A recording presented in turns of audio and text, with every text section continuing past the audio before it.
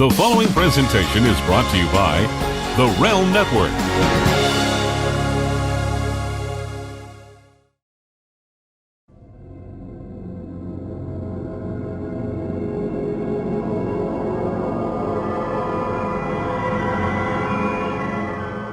This is Vince Russo's The Brand.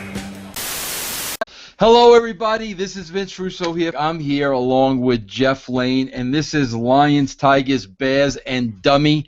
Let's welcome the Dummy while we're on it.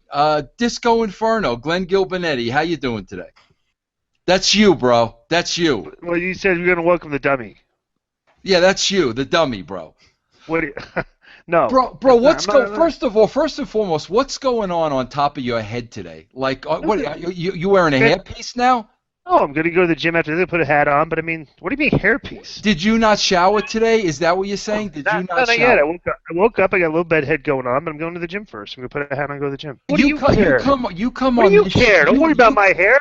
I'm brave enough to put my haircuts on Facebook and Instagram. What about you, huh? I'll put my haircuts on social media. You know. You come on. Wait a minute. You come on this show unbathed. But I shower after I go to the gym. Wait a second. Let me ask you a question, okay? In all logic, all right? Why would you have to shower to do a podcast? Because it's video. After I do your podcast, I feel the need to shower afterwards. Yeah, well, okay, not before the podcast. I feel the need to shower afterwards too when you're on.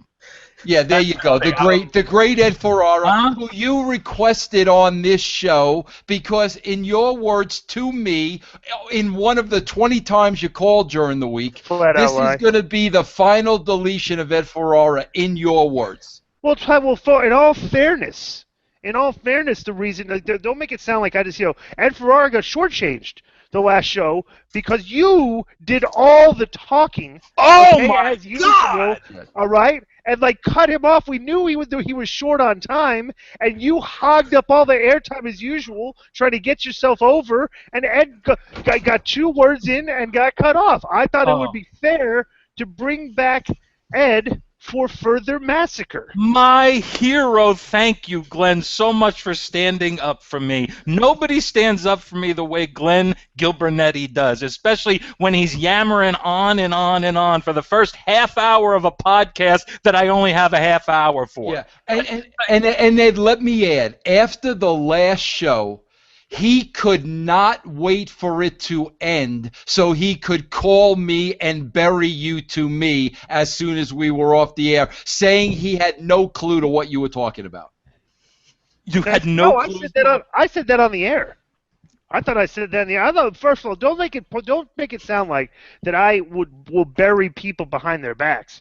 I mean, I've been pointing out that I'm going to quote hashtag bury Ed Ferrara today and invited him on for a burial. All right, so don't even try to bring up that I'm trying to talk behind anybody's back, because I invite them on to bury them man to man.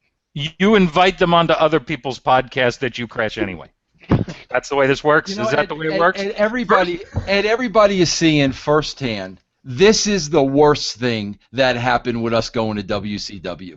The fact that we ever met him and had a conversation with him, this was the worst thing that happened with us going to WCW. And now it's like a wart on the ass, and we can't get rid of it. Yeah.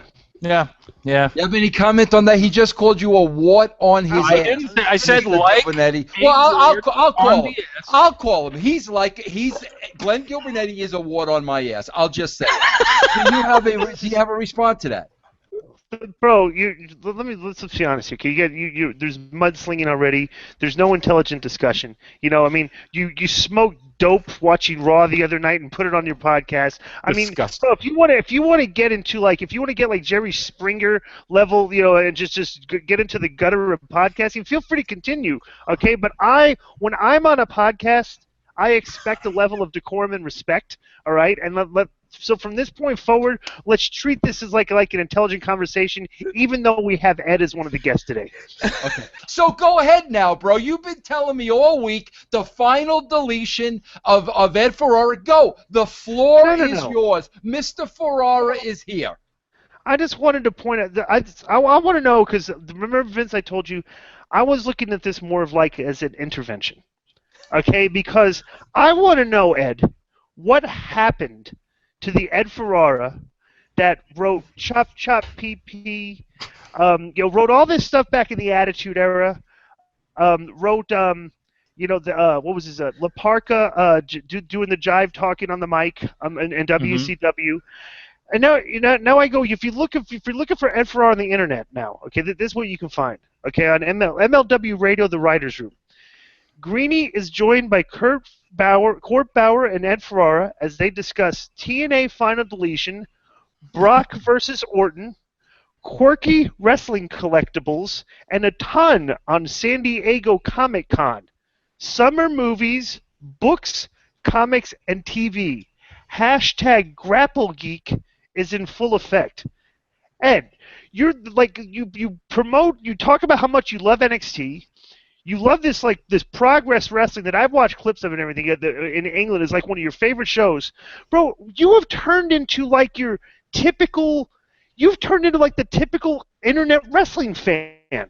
Like you are like right smack dab a part of that target audience. What happened to you? What happened to me? Hold on, let me stop you right there. Okay. Bro, Glenn, I'm going to give you a warning. Yes. He had that same air about himself when he just said what happened to me. That was the same Ed Ferrara I saw in the room with Eric Bischoff when Eric Bischoff said to Ed Ferrara, Ed, what's a draw? This Ed Ferrara kicked in, and I'm warning you right now, I've seen this Ed Ferrara, Glenn. You do not want to see this Ed Ferrara, because I could tell by that one line, Mr. Ferrara, the floor is back to you. Oh, thank you very much. Especially since now you've set it up. Now I've got to bury him because now you just set it up and I can't let it slide. What happened to me? What happened to me? When's the last time? And not to put over what we did in WCW, and by we I mean all of us, and what we all did in WWF during the Attitude Era. When's the last time that the shows have been as entertaining? When's the last time we've been entertained? I'm listening to Vince every week talk about, we got Vince turning to drugs because the show is so bad on Monday nights. On my recommendation. He's now a filthy, disgusting pothead millionaire, irrelevant pothead millionaire, from what I hear, right? Am I right? Yes. Okay, so this is what it's come to. This is what it's come to. So I got to the point where I don't enjoy Raw anymore because even when they try to tell a story, they don't know how to tell a story.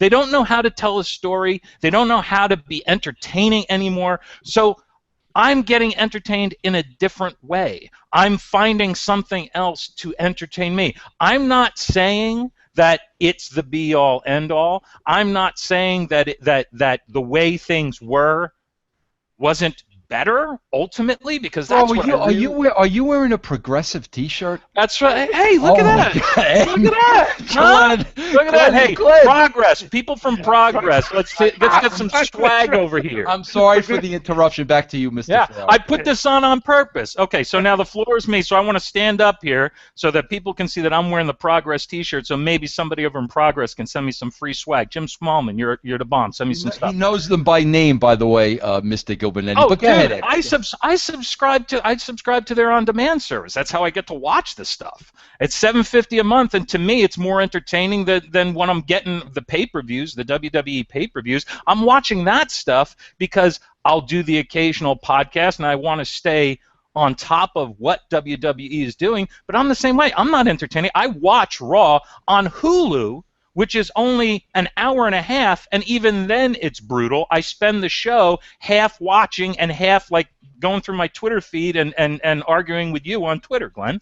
So I've got to find something that entertains me, and this entertains me. The athleticism, the matches, that entertains me. And the other thing I was thinking about, another reason why maybe that entertains me, and I sink my teeth into that, and it's something that you don't. a difference between me and I think all of you guys is I don't watch sports. I watch no sports. I don't watch football, baseball, basketball, boxing, MMA. I don't watch anything. So that's my sport when I watch that. And that I get the same enjoyment out of that as you do when you watch football or basketball or baseball. I'm not going to knock you on that. I'm not going to knock people that like certain things. But Yeah. what I was surprised at, though, is the fact that, like, you know, that piece of you that I know should have liked the final deletion, and you didn't. That's the thing that surprises me about you. Like almost like your train of thought has just gone in a completely different direction. I thought like the final deletion, when we discussed it, would have been something that would have been right up your alley. And it like when you like were saying it just wasn't my cup of tea. I was like, I'm like, how could that not have been your cup of tea? Because like that's the type of misunderstanding. I think you're misunderstanding. Because the thing is that in and of itself, what the final deletion was, that I totally give it. That is the kind of thing I would like to see. One of my favorite show right now. You know, I love Progress. I enjoy NXT isn't my favorite, but I enjoy it. I enjoy watching the talent. You work there. You work there, bro. So you have to. I gotta kayfabe that. I gotta kayfabe it. Go ahead. I gotta kayfabe it. Okay, yeah. But the thing, what I love Lucha Underground. I would watch that the same amount of hours that Raw is on the air. I love that. I love the storytelling. I love the cinematic quality of it. I love the over-the-top, wild-ass aspect of it. But for me, and it's nothing against Jeremy, nothing against the Hardys, nothing against TNA, but I just felt that the final deletion, the execution of it didn't work for me. I didn't like the fact that they brought it into the ring in the end of it. I actually liked the thing that the Wyatts and the New Day did the next week on Raw better than that, because I thought the execution was better. There wasn't a wrestling ring out in the middle of the woods, and it looked like a movie, and it looked like you know, something you would see on Lucha Underground. For me, it was more the execution of the creative with the final deletion, not the concept of it, not what it was. For what it was, I thought it was phenomenal that they were doing something different and creative and pushing the envelope. But for me, when I watched it, it just didn't click for me, so I didn't respond to it. But I wasn't, by any means, I wasn't saying it wasn't good or different or important or what have you. Just it didn't work for me. Lucha Underground, that works for me. The thing that they did on Raw, that worked for me better. Here's the thing too, and I'm not gonna argue with you on that, but I think and this is a problem with pro wrestling today, and I'm sure we're probably gonna have to discuss it, even though I don't really want to discuss it, but a problem with what a lot of shows have is deciding exactly what their universe is. Mm-hmm. The Lucha universe is very clear and defined. When you watch a show, you know exactly what you're getting. Okay, TNA is trying to introduce a new universe and get people to accept, like, okay, it's a wrestling show, but this movie takes place within the wrestling show. Bro, I don't think Raw even has any concept what its universe is, that they could provide the type of universe is, and in the middle of this universe have a weird draft, which really didn't adhere to any type of logical principles of who you would draft. You know, it's like, you know, so it's like, okay, you watch shows where you're invested and you know exactly what you're getting. The Progress universe is set; it's clearly defined. NXT's kind of is clearly defined. I guess maybe you were just it didn't work for you the way they mixed and matched the final deletion in with the universe that they've created. But like I think we discussed, 6 months from now, you know, as that universe, you know, as it expounds and it increases, maybe you might have a different opinion of that. I very well might. And also, I did say when we had that initial discussion that I don't watch TNA. I haven't watched TNA since I left the company, so I don't know anything else. So I was coming to this in a vacuum. It was the first TNA anything that I've watched since probably 2010. So yeah. Can I throw some out here based on what Ed has saying? Because let me tell you something. This is the point that I really am afraid that I'm at. I'm really at this point, and I'm really afraid. Ed, during the Attitude Era, and you know, me and Jeff watch it every single week now as part of our show. Mm-hmm. Ed, there were fights during the Attitude Era, bro. There were fights. Whether you were a 10-year-old kid or a 50-year-old man, you believed the fights. Triple H hated The Rock. The Rock hated Triple H. Shamrock and Owen. Austin, Taker. It goes on and on and on. Okay. And here's the problem I face, and I'm worried about this because this is what I do for a living, okay? They have gone so far away from us believing the fight is real through, choreographed, whatever you want to call it, bro. Tumbling, ballet, Circus Soleil, whatever you want to call it, bro. Freaking Ambrose takes his spot the other day off the top, a suplex off the top, bro. He bounces right back up and pins Rollins 1, 2, 3. Mm-hmm. So they've taken us totally out of the fight. Now, when you take that element of being totally taken out of the fight, now it's spot for spot for spot for spot. Okay, now I don't believe the match. Now I don't believe somebody is trying to win this. I'm not buying into it. When you take that out of it and you combine that with no storylines and no characters, bro, they have wrestling as a whole has absolutely lost me. I am not interested at all anymore. And, bro, here's the thing. I don't think they can go back with the no-sell and the spot fest and Ambrose getting suplexed off the top and not selling anything. And now they've been doing this for a couple of years now. Bro, you can't go back now. This is what you've made wrestling today. And as a fan of the genre for 40 years, bro, I am no longer interested. And that scares me because this is how I make a living. Mm-hmm. And I really, bro, Ed, and Glenn, I don't know where they go from here. They can't go back. I think it's too late. Well, that's because the WWE isn't a wrestling company. They're a T-shirt company. They're a merchandise company. They don't care about the wrestling. It's all about it's all about getting subscriptions to the network, and it's all to the point where they say they don't even care about their TV ratings, which to me is absolutely ridiculous, because if you say you don't care about the TV ratings, well then does that mean that better TV ratings wouldn't be a better thing for the product? So it's absolutely ridiculous. But that's how they deflect it. But they're setting up their little escape pod, and at some point, when the contract comes up with USA Network, maybe one day they'll be able to say, okay, we're just going to go on our own network because we have enough subscribers right now. We've got people that have bought in. But I think you're right. I think you're right to be afraid, Vince, because for me, that's why I started watching things like NXT and Lucha Underground and Progress, which are different. I was in the same place that I was back in the mid '90s when we had, I won't use names. I'll just use initials, okay? Like F.J. Floyd and M. Tor and T.L. Hopper and T Goon, stuff like that. When the WWE's product was at its absolute, check this out, nadir. It's absolute nadir. Look it up, Nadir.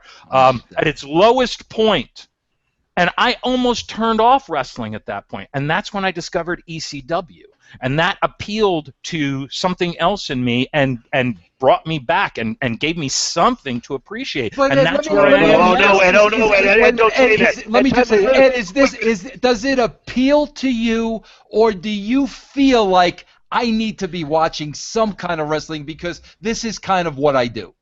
No, because it's not what I do. I actually enjoy. So it does appeal. Okay, all right. I just want to get that straight. Ed just killed your gimmick, by the way, too, because Ed, who wrote with you during the Attitude Era, just admitted that he was a fan of ECW. I've done that many times. We've had Vince is the one that didn't watch ECW. I loved ECW. But Vince has been saying that their writing had nothing. ECW had no influence. That WCW he said this is what he said. He said, in my idea, No, I know this is the truth. That's the other podcast you crashed. That's the other podcast you crashed. Talk over Jeff so we can't get the facts out, because you do that every single week. Go ahead, Jeff. No, we've discussed it several times on the show, and I think you even discussed it with Ed on one of his Swerve episodes where you said, none of my ideas came from ECW. Ed may have been influenced by ECW. Ed may have some of his ideas may have come from ECW, but mine didn't. Thank you. That's what you said. It wasn't even the ideas. It was just the attitude. It was the feel of it. The more adult feel. I didn't feel like I was being pandered to. I didn't feel like like embarrassed to be watching the product, which at the time of mTOR and TL Hopper I was. I'll say this though, but you still watch wrestling. Okay, you watch NXT, you watch product, bro, and I think that, like what Vince says, all wrestling today still falls under that same umbrella.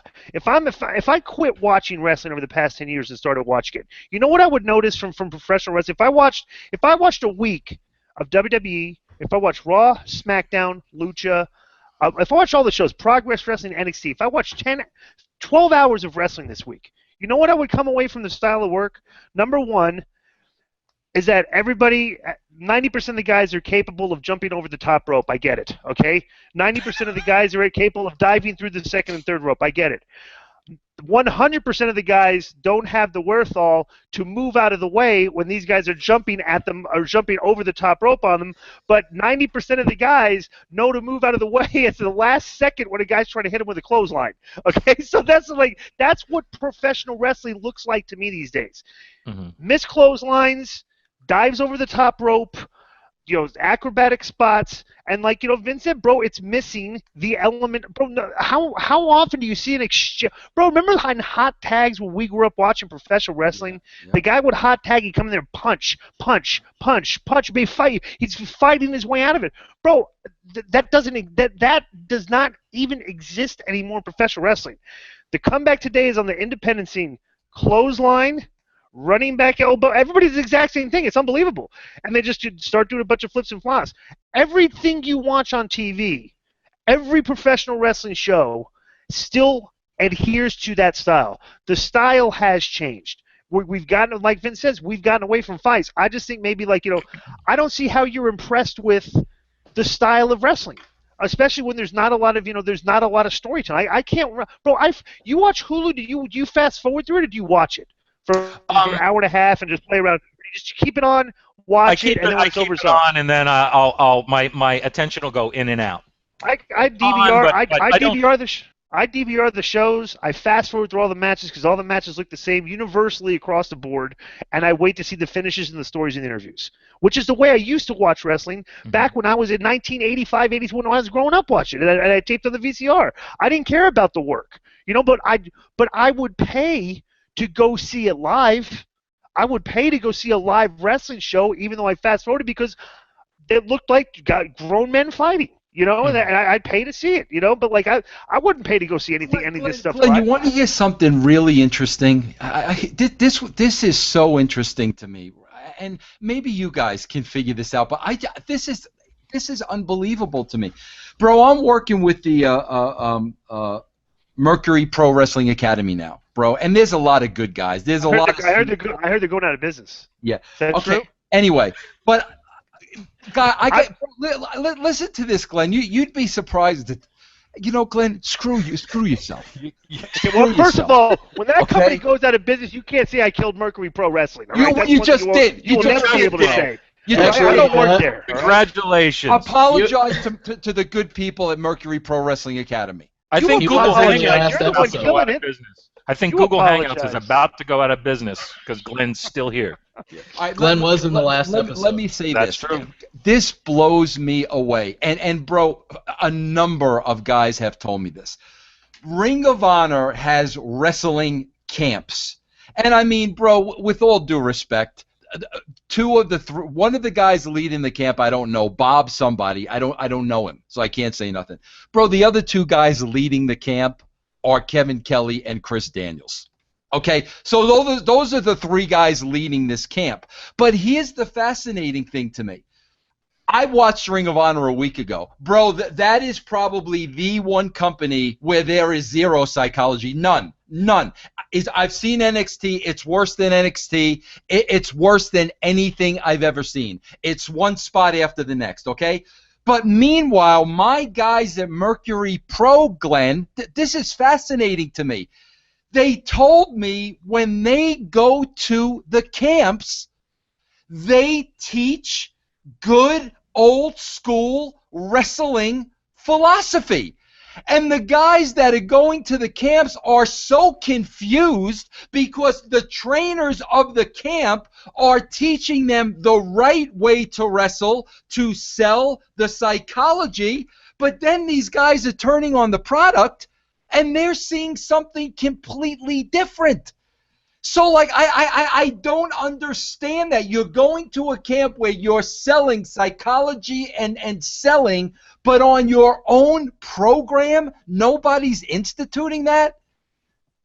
Well, bro, all the guys that did the old school psychology don't work in the business anymore. That know old school psychology. We don't work in the business. It's all the young guys. There's tons of respected people out there. We talked about this last week. There's tons of respected guys that should be working in the business, whose voices should be heard. The only time you hear them is on podcasts. That's it. So whatever audience that you're going to get to listen to stuff like this is the only audience that's going to get educated to that style of like what we need to do. And I don't know if they're wrestlers. I don't know if they're fans. I don't know who they are. I just know people do listen to stuff like this. But like I said, it's very difficult to sit there and watch old school matches from 15, 20 years ago and like look at the matches today and sit there and come up with like, God, why on earth are these guys doing it like this? It's like they're just like you think they're just going to get hurt. You're just like you're doing high risk. It's like it was so much easier back then and so many more people watched it. But like you said, like bro, wrestling has lost its way. It's lost its leaders. It's lost its direction. It's like everybody go this way, that way, and then the internet has created that map, which is like if you look at it, it's like a map of downtown England, which you can never understand where all the streets are because there's a million things. Everybody's going in a million different directions, backwards, forwards, and driving on the wrong side of the street and everything. But everybody's still saying, "Hey, this is great." This is the way we need to do things. This is the way to do it because you know what? People are saying this is awesome. People are putting us over on the internet. We must be doing something right. But they're not looking at the big picture. It's like, geez, you guys may think it's right for the fans of the people that are watching, but you guys ran off a bunch of fans. You literally hurt your pocketbook. You hurt your own money. You guys like the guys that are promoting this kind of style are sitting there like doing it in a way, and I'm saying, guys, you could do it differently, and everybody would make more money. Do you want to make more money, or do you want more critical acclaim? Do you want more people putting you over the internet, or do you want to buy a bigger house and a nicer car and have more money to save for your kids, down the road? Which way do you want to do it? Because you could do it the way the guys used to do it, and you would get the former. Or you could do it your way and you get the latter. So it's just to me it's a very simple formula, and all you have to do is just look at the numbers. If it's math, the math doesn't lie. So Ed, and we get criticized. They'll put this up on forums and comments, the comment section. Oh, what do these guys know and stuff? So what I do know is I do know that when I used to wrestle back in the day, everybody knew who we were. Everybody knew who we were. Yeah. We were big time TV stars. Everywhere we went, everybody knew we were. It's like these days, I've seen professional wrestlers, guys in WWE. I've seen them walk into Starbucks, and walk back out, and not one person turned their head and recognized them. Not one single person. Bro, I saw Sammy. Just last week I saw Sami Zayn driving down the road, and somebody tried to hop into his back seat. Oh, come on. Ed, did you have something to say, Ed? Yeah, I did. Glenn, are you on a cruise ship in the middle of a storm? It's like I'm getting sick to my stomach. Your camera's all over the place. Bro, you're so unprofessional. You're so unprofessional on every level. Well, first of all, this is from the Realm Network. This video. I'm a podcast guy, which is audio and stuff. But Ed, here's one thing I want to know. I want to bury you on. I do want to bury you on. Let me just say, as of now, the final deletion of Ed Ferrara, he's got no run. We're gonna get into some. No. Now we start the deletion. Okay? Oh boy. Now Vince doesn't listen to any podcast. Wait, before you say that, bro, I got to make sure we get into this one topic because I'm going to make this short and sweet, but I can't take my eyes off of it. The great Jeff Lane gives us a format, and Ed and Glenn will appreciate this. Here's the top of my format. The Maestro went on a podcast and said Vince Russo didn't have a Vince McMahon filtering his ideas like in the WWE. First of all, as a shoot, guys, this is an absolute shoot. I don't even know the Maestro's real name. Like, I worked with the guy. I don't even know his real name. That's number one. Number two, did Maestro do anything before or after Maestro? I get a great story. I was going to ask you how many days he spent in WWE and in the booking meeting. Let me tell you. Hold on, but Jeff, as a shoot, I don't even know his name. All I know is his name to Maestro or Stro as a Rob Kellum. Rob Kellum is his name. But meanwhile, he's saying that Vince did. This was the only. I gave the guy the only 5 minutes worth of fame he had in his life. Bro, you know what's great is that day that in Ohio, when Eddie and Benoit and all those guys were going to leave, okay, and everybody was on the phone. There were meetings. They were deciding whether or not they were going to leave to go to the WWE, and there was this chaos backstage. And this is going on for hours and hours and hours. And like all the boys would huddle in little packs and like discuss me and Conan and Rey Mysterio would be over there like talking like, "Hey, are you guys going to go? Are you guys going? Are you staying or going?" So I think it was like me and like Gene Okerlund and Schiavone were all sitting there talking. Bobby Heenan walks up and he goes, "Hey guys, did you hear the latest?" Like what? He goes, "Maestro's in there with Bischoff. He's threatening to stay." That was Schiavone? I always thought that was Heenan that said that. Heenan said that. Heenan did say that. Okay. Yeah, me, Schiavone, and Okerlund were there. He wanted to hear the latest on Maestro. He's threatening to stay. But I just thought it was hysterical that he's commented that I didn't have a Vince McMahon filtering my ideas. Bro, I really think this was the only wrestler whose like real name I didn't even remember. Well, there was a whole quote I was going to read. That was just the. Go ahead. Let me hear the whole thing. Are you sure? Come on. This is. Go ahead, Jeff. Okay, and it's weird because, like, I don't know, Ed, you always get left out of these things. This is just basically about Vince. That's because I'm not an animal fighting for. That's because I'm not an animal interrupting everybody. And the Maestro was. Ed didn't kill WCW. Vince did. And the Maestro was Ed's idea. Go ahead. I think with Vince Russo. And Beaver Cleavage. That was my idea, too. Yeah. That was great. That was a huge pop on Beaver Cleavage, by the way. Was that your idea? And Katie Vick and the arm in Mae Young. Go ahead. Yeah.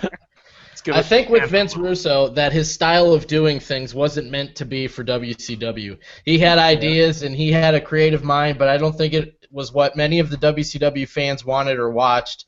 WCW was a whole new breed of animal compared to WWE because you didn't have a Vince McMahon filtering his ideas like you did in WWE. He meant well, but there were things that I didn't really see eye to eye with, honestly, and again, it was what it was, and that is pretty much it. Well, you know, bro, that's fair, but are you going to tell me that NWO was typical WCW style? Yeah. But I want to make my point. Okay? Wait, let me set it up for you because this is your one and only chance. I've been hearing about you all week. You've been going on Twitter, the final deletion of Ed Ferrara. You've not even dented him, bro. You've not even put a scratch on him. So this is it, bro. This is your last opportunity. We're going to see if you're all talk or all walk or what. Go ahead. Ed, were you on the recent Writers Room podcast with Greeny and Corpower, correct? What is this, Wrestlers Court? Did you or did you not? Correct. Did you or did you not say?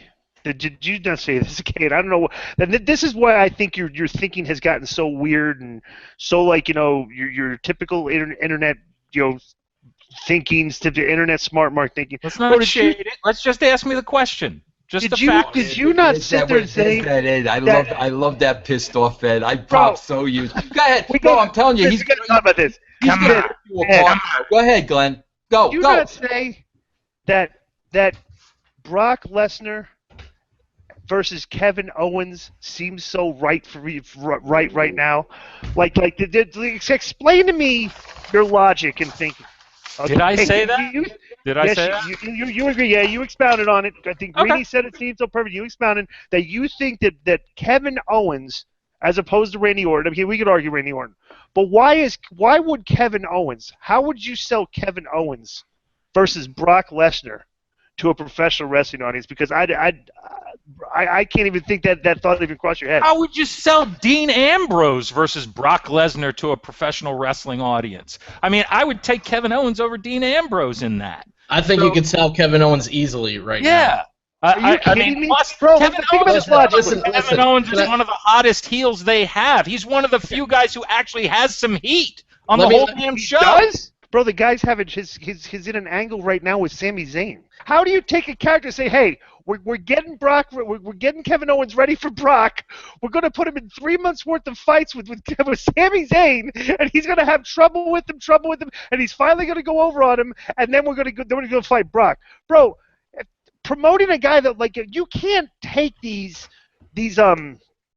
like Brock is a very strange animal because obviously he's big. Bro, you can only put Brock Lesnar in there with guys that are his size. Period.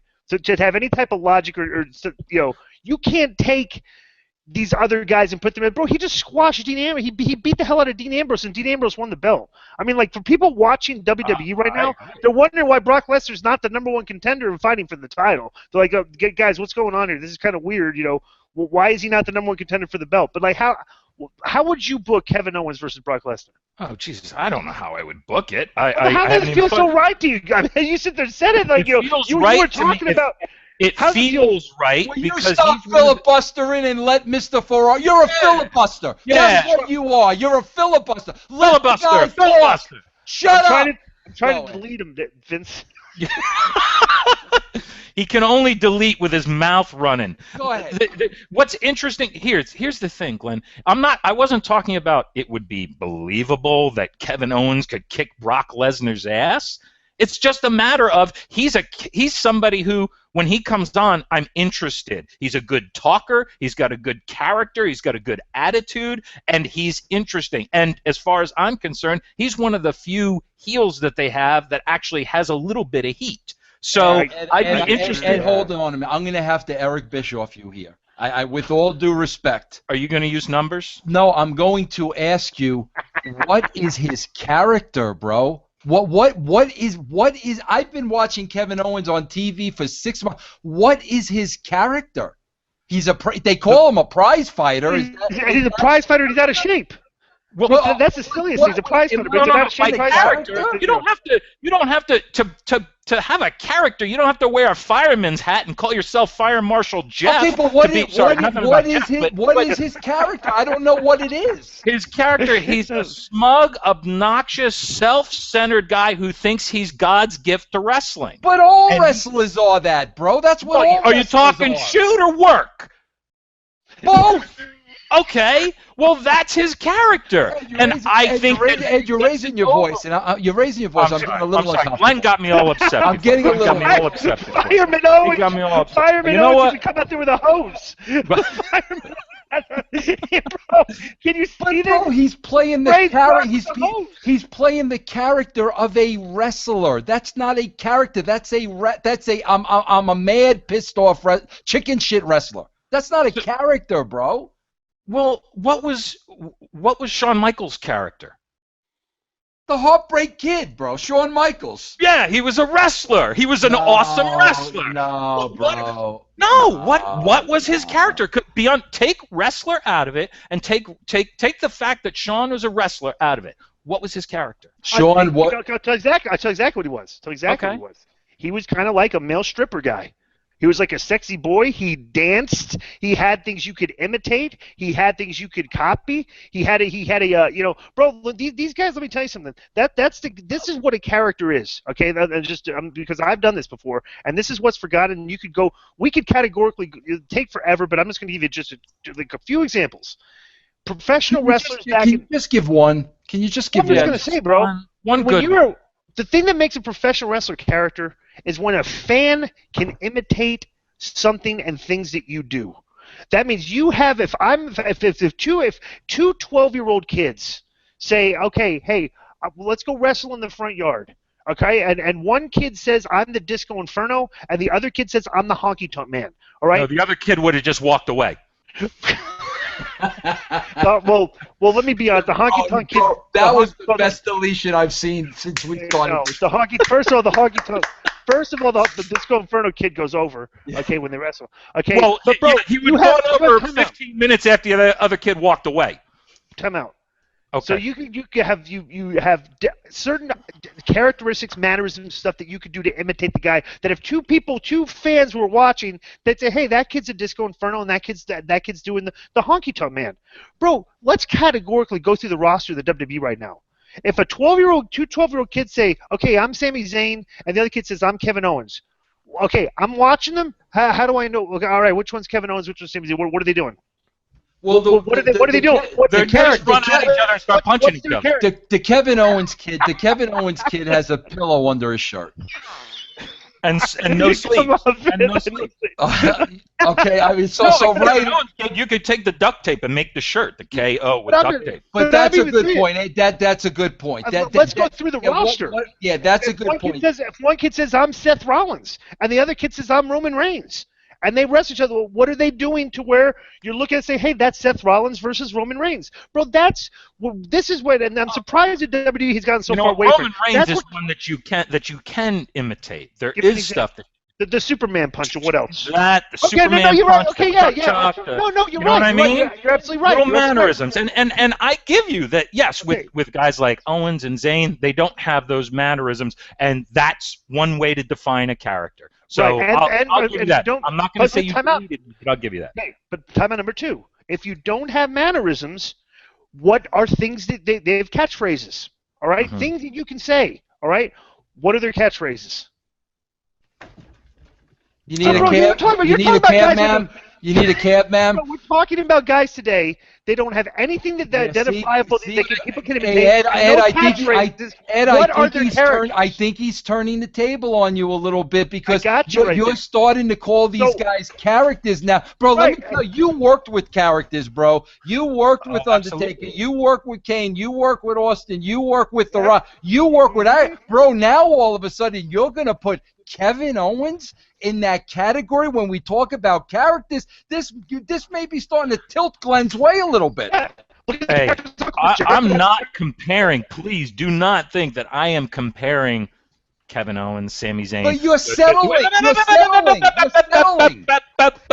I'm not comparing them to The Undertaker and Mankind and Austin. I'm not making that comparison. It's a different time. I think what it is with Kevin Owens, and I don't know if this is what Ed's thinking, but he has a distinct personality, and you know how he's going to react in every situation he's put in. You know how Kevin Owens would react to that. That I see. With other guys like Zayn, I don't see it. Rollins flip-flops all over the place, but with Kevin Owens, you know how he's going to be in a certain situation. I think that's... And that is what a character is. A character isn't just catchphrases, although catchphrases and mannerisms, that's something that makes it really easy gives the fans something to hang on to, which is really good. And that's great. But we don't have that across the board right now for the most part. That's what Glenn, you got no audio. I have no problem with this whatsoever. Make your point. I know. You know what, Ed? I don't even know what the hell the point was. You were talking about characters, and we know who Kevin Owens is. I mean, it's what I said. It's what I said the last time. I mean, hey, look, you guys feel the way you feel. I like what I'm liking. Doesn't take anything away from. If we had today the kind of wrestling that we wrote. If we had those characters, if we had those storylines, it would be awesome. But we don't have that anymore. They've forgotten how to tell a story. They've forgotten how to build characters. They've forgotten how to get people over and how to generate interest in the characters. So, I mean, you know what I think is happening here, bro? With you, that concerns me a little because I find myself doing this. I find myself doing it, and when I find myself doing it, I catch myself doing it. I find myself, bro, we've lowered the bar so much that all of a sudden in wrestling now, if something is mediocre, it's now great. I feel you may have lowered the bar a little bit, bro. I think that the bar has been lowered, and the thing is, it's a difference. I'm like this close to like not watching WWE anymore, especially now that they've done this brand split, and now they're going to be, at least at first, I was paying attention to who was going on what show, and there's some people on SmackDown that I want to watch. There's no way I'm watching both of those shows, so I may just not watch it all. I have been watching because I've been trying to just keep up because, like I said, I do your podcast sometimes. I do. Glenn's coming back. Oh, what a jacket! You got to show that. He's such a jacket, and I guarantee you his mic still doesn't work. Say something. Does the mic work now? Oh. Bro, you're a jackass. You're just a jackass. You know what I'm saying? I don't even know how you breathe in that mask with your nose the size it is, to be honest with you. Well, the mask is like 3 feet away from his face when he's got it on. That was a good pop, wasn't it? That was good. That was a nice. Too bad we popped and nobody else got to see it. In your absence, Ed won the debate. Thank you. So I'm declaring him the winner. Wait, so I'm deleted? You're delete. Yes. Delete. Delete. Well, I'm just saying. Well, whatever. I just think it's funny that Ed is, Ed's kind of gravitated towards, like if this is politics. If it's politics, Ed, you become very liberal, like you used to be. Oh, I'm extremely liberal. Well, you are. So it's like that. I can see how your thought process is kind of like gravitating towards the masses and stuff. So. I'm not going to get. Let's get back to. I hope the masses are liberal. Let's get back to the man line. Why is a single man, not married? Why does he have a Halloween mask in his house? What's that about? This is there's a prop. What do you think it is? A prop for what? It's just a joke. It's just a Halloween. I did it. It's like a funny little joke. Isn't that the V from Vendetta mask? Yeah. It's the Guy Fawkes mask. It's Anonymous uses it. Yeah. You didn't know this isn't anonymous. You did that stupid YouTube thing with anonymous, like you were anonymous the other day. That thing you did the other day was so stupid. Hey, there was some stuff on our format that I said I was not going to adhere to, that I did not agree to in the format, but you guys want to talk about. So we're back in the win we're off now. Back on the script. Throw the format away. The format's not that right there, him going back to the script is I just waved the white flag. Yeah. No, there's nothing more to argue. I mean, I won the argument. You guys are going to say that I didn't. I mean, Ed's been brainwashed. I mean, it's that simple. I mean, I see he's what it is. I mean, we can't argue. I'm not going to bury him for being brainwashed. I just think it's interesting that my whole point was I just thought it was interesting that even though he liked certain things in wrestling, that he was not a fan of something that I thought would have been right up his alley. Did you I think that's understand why I said that? I did. Yes, I did. I did that. I do. Because it's like in and of itself, I didn't have a problem with it, but it was just I just didn't. I'll tell you what, you did. You know who had a problem with it? Our boy Jeremy Borash had a problem with it because he was hurt.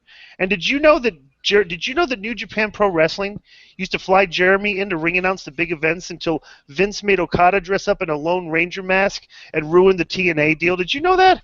What the hell is he talking about? These are Jeremy Borash facts. Did you know that Jeremy Borash just turned down a check from Matt Hardy for thousands of dollars that was revenue from teachers that had come out of the final deletion and told him to put it towards Maxwell's college fund? The man is a creative genius. He's a creative Jesus. I did the math, and with a good IRA, this generous donation will be enough to pay for 2 years of any Ivy League school Maxwell wishes to attend. These are all facts you can find on the internet, guys, by the way. Here's another thing. Did you know that,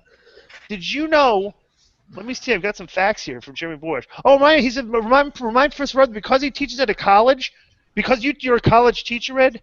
Oh, you're talking to me now, okay. Yeah, you could make the argument that the final deletion is paying for your salary. Did you know that? These are all facts you can find on the internet, Ed. There's a lot of facts you can find on the internet, Glenn. Well, these are all Jeremy Borash facts. What's the website? Is it JeremyBorashFacts.com? Google. Just type Jeremy Borash and facts. Google. Jeff I have Lane. no idea what the hell he was talking about that entire thing. Any other news we want to bring up? Last but not least, since we have both of these gentlemen here. What about that lawsuit? A lot of that, dude. That's a whole show. Like that's another hour to go through this thing. Do you think so? What? You're right. You're right. But I do want to say one thing about the Did you have any thought? Everybody and their mothers talked about the draft. Did you watch the draft? No, I didn't watch the draft, but I was paying attention to it through the because I don't have cable. Let me ask you a question. Yeah. If you guys, with you and Vince, the way you guys created characters, vignettes, you got together with the guys. You used to Vince would sit down and talk to me. You sit down and talk to me, get some input, and figure out something that would work with them, right? Mm-hmm. Then you would you'd get them outfits, produce vignettes, 4 weeks of TV, 3-4 weeks of TV, and then you'd put them on TV. What if Vince told you, say, hey guys, we're not going to do it that way anymore. We're going to draft these guys, and the guys we like, we're going to draft them high. All right, and that's how we're going to get these guys over. Bro, what do you think about that concept of say Finn Balor's supposed to be the next big thing, that supposedly drafting him 5th is a big deal, and he's bro, what do you think about that? Hey, what I think about that is I think it's kind of ridiculous. I think that it's Vince is playing with Gumby. I think it's kind of ridiculous because I think it's interesting for the first round. After that, after the second round, it just gets kind of sad when you get to the 8th round, 9th round, 10th round. When you have people that aren't getting picked. But what do you do when you look at people on the internet are arguing and they're complaining that Big Show got drafted ahead of Cesaro? Yeah. Bro, it's to me the draft is they've just given up on even attempting to try to go outside the box. Oh, yeah, absolutely. It's we're just gonna it's just, every week it's just they're just that's exactly what it is. Yeah, that's exactly what it is. And it goes back to what I keep saying. They've forgotten how to tell stories. They've forgotten how to get guys over. So this is what they've come to. So yeah, Vince, you're right to be afraid. You said that a long time ago. You told me that a long time ago because I quoted you. You told me that. I got to tell you guys, though, and what was the worst thing on that draft? And I know Ed can't comment because he works for her husband. But I got to tell you guys something seriously, bro. Stephanie McMahon is the worst thing on television. Not that show, not the USA Network, on television. Bro, there is nothing worse, and Ed, you'll appreciate this, knowing TV. There is nothing worse than somebody trying to be funny and they're not funny at all. Bro, I swear to God, they need to protect her from herself. She's god-awful, bro. To me, she is the absolute worst part of the show, which kind of goes back to Cesaro's comments. What did you think about, though? Did any of you guys hear Cesaro's comments after the draft? Yeah, I did. I heard him. You think that was a work yet, or what do you think about that? From what I've heard, talking to guys like Greeny and Court, a lot of times with these drafts, the guys don't know when they're going to get called, where if they're going to get switched over to a different brand, when they're going to get called. So I think that they just because it was on the network, it wasn't on TV, it was on the WWE network, and that they didn't prepare anything, so they just sent these guys out there and just let him talk. So I think he just spoke from the heart. And yeah, he probably was because he does want that recognition because he does go out there and bust his ass. So I think that was a shoot. I think that was an absolute shoot. Jeff, what did he say? He said something along the lines. I mean, I watched it. I don't have the exact transcript in front of me, but he said he wanted to be a top 10 pick. He doesn't care about how Mick Foley and Stephanie McMahon get along. The show shouldn't be about them getting along. It should be about the guys in the ring. It should be about the superstars in the ring. Yeah, they can put on a compelling show, but the show shouldn't be about Mick and Stephanie. The show should be about us. And there's a couple other things he said. I mean, I'm paraphrasing because I don't remember the exact quotes, but that was the gist of it. It was a really good promo. He looked PO'd. And he said, look, I can talk. See, I can talk. You wouldn't know that if you watch TV. Oh, really? He said that? Yeah. Oh, yeah. And he also said, and he kind of indicated, because he said, sometimes I stumble over my words, meaning that that he said that because he probably had that thrown in his face. Yeah. It probably had that thrown in his face in the past, which is why he hasn't been given the mic more, because he stumbles over his words sometimes. And he said, yeah, sure, sometimes I stumble over my words. That's what happens when you speak 5 languages. Yeah, and that's my excuse, too. I just wanted to clarify that with everybody. You barely speak one language. Once in a while I Bro, stumble over words, but I do speak 5 languages. Rebbe is one word, and it's not in 6 different languages, okay? I want everybody... Time out. Hey, real quick, I want to say about Cesaro. I've always said about him, and this is interesting. I want to see that interview that you guys are talking about. I didn't see this, because when I watch him on TV, one thing I mean, it's not maybe a criticism of him, but this is a critical of his performance on television, is that when you're given scripted lines, and I guess when you don't believe a lot of what you're saying, bro, I said part of my criticism of his promo sometimes, like, he doesn't raise his voice. And when you're not raising your voice, it probably means you're not believing what you're saying. You don't have a lot of conviction. So he sounded here like he was kind of like raising his voice, right? Because he was speaking from the heart. No, he wasn't raising. So he was speaking from the heart, but he wasn't raising his voice at all. He was like kind of bummed out. Okay, but I'll tell you this. That's a problem that he has. He needs to start learning how to raise his voice when he speaks, because his words sound. When you raise your voice, your words sound stronger. And I think that's universally across the board on that show. When you're given a scripted, bro, when I read, think about this. If you're like doing if you gave me a script to read right in front of you, and I'm kind of embarrassed, and I don't think it's that good, and I'm reading it, it's like I'm not getting into it. Like you say, it's like if I'm reading this to a small audience, 2 or 3 people, I'm not. There's not a crowd there and stuff, everything. But if I'm given something that I like, and I'm out in front of a crowd.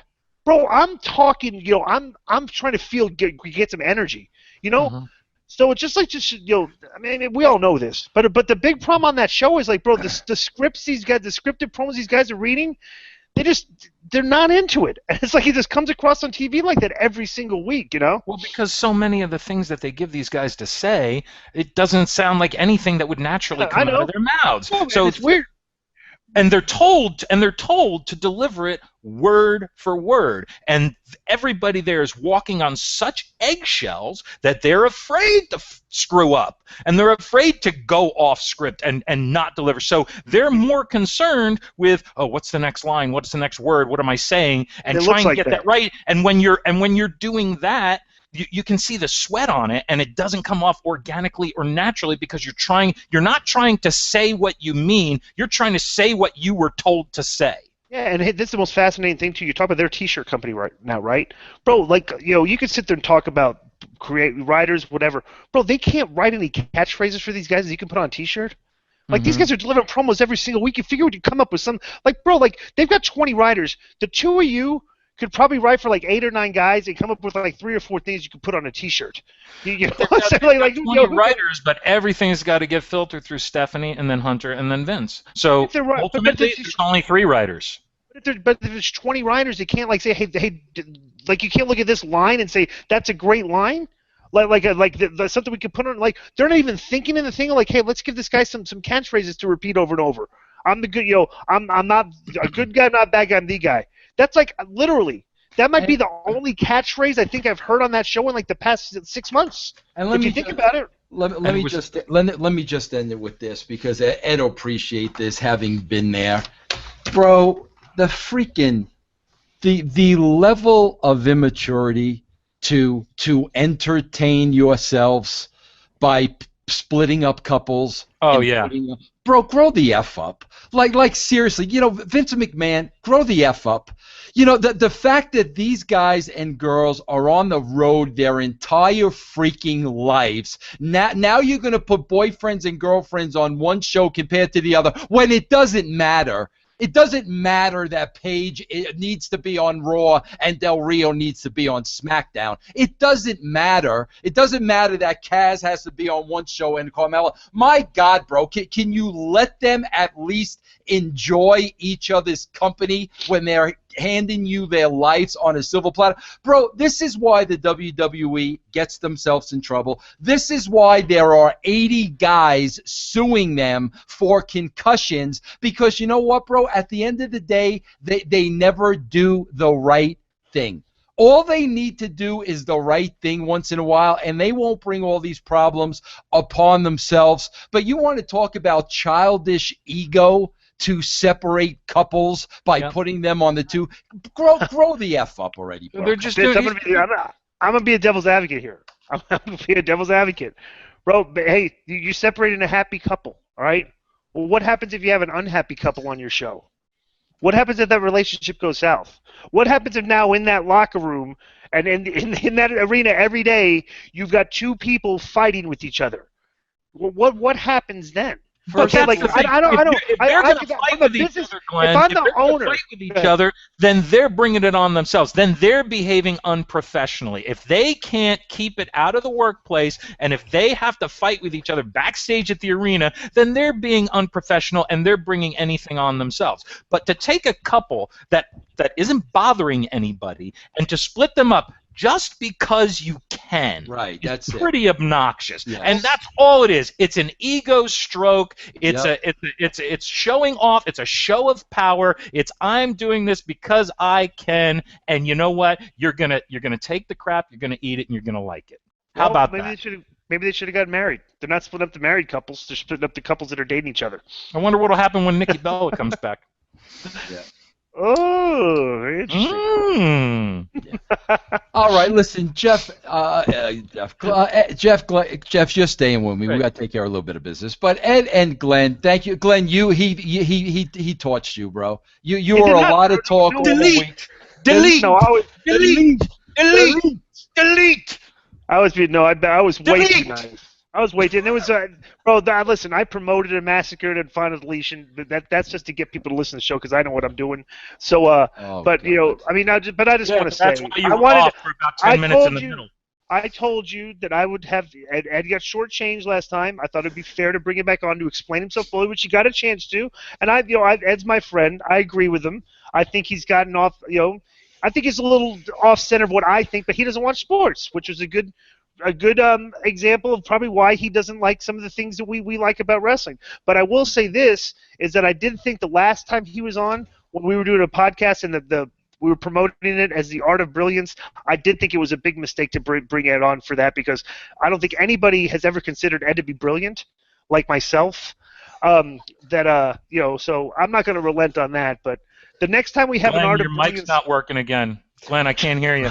I can't hear you, Glenn. He's gone again. What's going on? Hey, Ed, put over those. No, time out. Bro, why? We're done with this show. Do I have to go take a nap? I'm a grown man, and I need to lay down when I'm done with you. Ed, I'm going to ask you a question. Ed, you're teaching writing class at Full Sail, correct? Bro, yes. Ray Lloyd is working back at Full Sail now. I was talking to somebody last week, and they were saying that he wasn't there. He used to work there. This past week, he just came back. He just came back? Do you know what department he's in? I'll find out for you, but I also want to know, Ed, you've always talked about your writer, you work at Full Sail. Tell me exactly what you do there. I feel like I don't know you anymore. You're doing something else. I don't know exactly what you do. What do you do? Well, thank you, Glenn. I teach in the creative writing for entertainment program. Delete. Got me. Oh, I got trolled. I got trolled by Disco. Oh, I'm so ashamed of myself right now. I am so freaking ashamed of myself right now. All right. Hey, tell me what you do at Full Sail, please. What? You want to know what I do? Yes. Okay. I teach writing for TV. I teach a TV writing class there. So and that's what I do every month because they're monthly classes. So I teach the same class every month. And real quick, are these people coming there to learn how to write for WWE? I do have some students that come through my class that their goal is ultimately to write for WWE, but that's one of their goals, and they're excited about it because they can get internships over at NXT that works there. So, because I'll hire them at NXT because I work for NXT. I got the stroke. I got that stroke over there because I'm working at NXT. Hey, tell them about the. Let's give some love to the podcast that you appear on regularly. Tell them where they could hear you on these podcasts. Well, that's the thing. I appear on infrequently on MLW podcasts, the MLW radio. The Cornette Show. You were a guest on the Cornette Show frequently. Well, I know that probably my name is invoked frequently, just like yours. Okay. So never appeared on the show. That was a good tweet last week, wasn't that, Disco? Yeah, it was. It was. Glenn, did you see that? You are on Cornette's show very frequently, and your name is preceded with Ed Ferrara. You know. Yeah, I'm sure. That was the thing. Glenn tweeted out something about how he was good. I forget. Whatever. All right, so MLW, and the Writers' Room with Alex Greenfield. That's on MLW, and then I go on WrestleZone Radio, WZ Daily. Our buddy Nick Hausman, because I knew Nick. A good guy. I knew Nick back when I was in Chicago, and I actually kind of got him. I introduced him to Colt Cabana, and that became kind of like his entree into wrestling. So that was when he started. Yeah, he started managing out there, and then he's a good guy. He's a really good guy. So I'm actually going on that. Well, I'm not going to say tomorrow because this is not going to air. Yeah. Ed, you should tell Greeny to get you and Vince on with you and Brian Mann and Creative Ish. Oh, I'm going to because I very entertaining podcast with you four, you five guys telling Vince stories. You know. I know Alex would love to have Vince on the show. That creative control gimmick? I told him No, that's Joe Feeney. That's Joe Feeney. That's another one. But I'm thinking of starting my own podcast just so I can ban Disco. Yeah, that podcast. Delete. I'm listening to that. I'll tell you. Hey, you can catch me on the Conan's new show, Keep It at 100. We're doing some funny things on that. Ed, you and Vince are both banned from that. I don't want to ruin anything, Glenn, but can you promote who you told me yesterday is going to be on the show? Because I popped huge, or you can't say that. No. We don't promote. We just have him on. Next week I'll promote it. I think that's a mistake not putting it over before he comes on. Because he's not booked though. Because it's not a sure thing yet. We're still working on it. Yeah, we're working. When it happens, in wrestling, especially when you deal with Mexicans. Stuff go sideways and everything. Bro, we try to get Hoovy on. Let him go. Glenn, let him go. We called Hoovy Skype. Somebody pull his plug. Glenn, you're back underwater again. This time is a shoot. We can't understand what you're saying. Say goodbye. Goodbye, Glenn. Goodbye. You're right. Goodbye. Ed, thanks for joining us, bro. And you were not the lead. I just want to make you won the war. Thank you for having me. Let's do this again. All right, Ed. Thanks, bro. All right. Thanks, guys. And Jeff, really, next time, you really got to shut up and let us get a word in edgewise, dude. You got it. I apologize. No problem. Okay. Thanks, guys. Ed. Okay. Take care, bud. Thanks for supporting us. Thanks for listening to our shows daily. We will be back here next week. Same bad time, same bad channel. Thanks for joining us, everybody. Take care.